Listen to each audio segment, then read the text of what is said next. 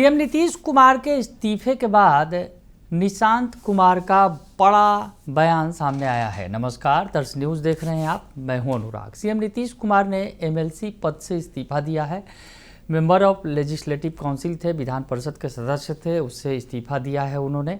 और इसके बाद अब निशांत कुमार जो उनके बेटे हैं, जो उनकी सियासत को संभालने जा रहे हैं, उनकी विरासत को संभालने जा रहे हैं, उनका बड़ा बयान सामने आया है। तो सबसे पहले आपको निशांत कुमार का बयान सुनवाते हैं कि निशांत कुमार ने क्या कुछ कहा है। दरअसल निशांत कुमार मंदिर गए थे, मंदिर में उन्होंने दर्शन किया है और दर्शन के बाद क्या कुछ कहा है ये बयान आप सुन लीजिए। दुर्गा माँ का पूजा में, तो वही मैं आशीर्वाद लेने आया हूँ दुर्गा माँ का। निशांत जी पिताजी इस्तीफा दे दिए, पूरा बिहार भावुक हो गया, पूरा बिहार कह रहा। पिताजी फैसला लिए हैं, मैं इसे स्वीकार करता हूँ। जनता का स्नेह प्यार पिताजी पे जैसे रहा, मुझ पर पार्टी पे बना रहे, यही कामना करता हूँ। तो सुना आपने कि निशांत कुमार ने जो बातें कही हैं, विधान परिषद की सदस्यता से इस्तीफे के बाद जो उन्होंने बातें कही हैं, बड़ा इशारा भी किया है निशांत कुमार ने। बयान से आपको अंदाज़ा लग गया होगा। और नीतीश कुमार के इस्तीफे को लेकर जब निशांत कुमार का जब पहला रिएक्शन क्या कुछ आया है, हम आपको बताएं।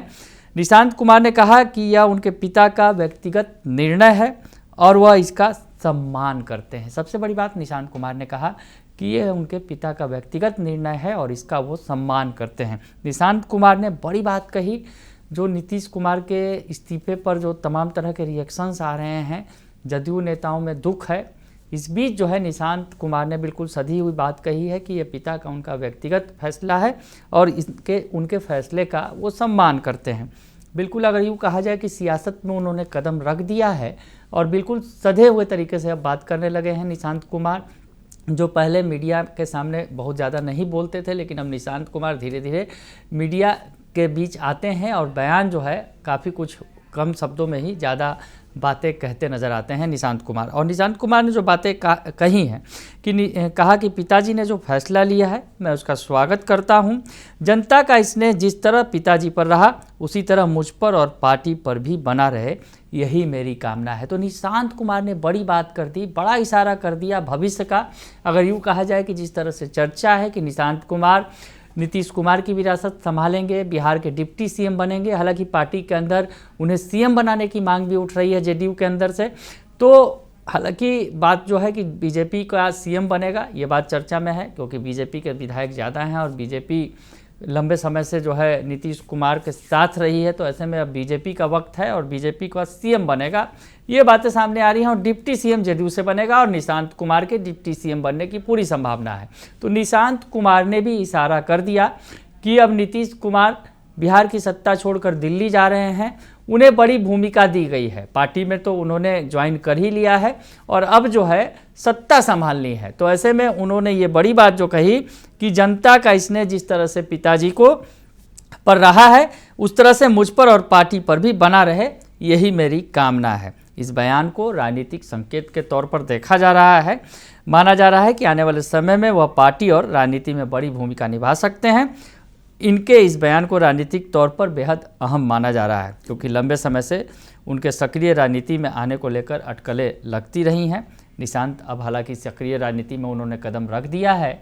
पिता भले ही बिहार छोड़कर जा रहे हैं, पिता बिहार की सियासत से यूँ कहा जाए कि लंबी पारी खेलने के बाद अब दिल्ली की ओर रुख कर रहे हैं। दिल्ली में राज्यसभा जा रहे हैं, चुन लिए गए हैं।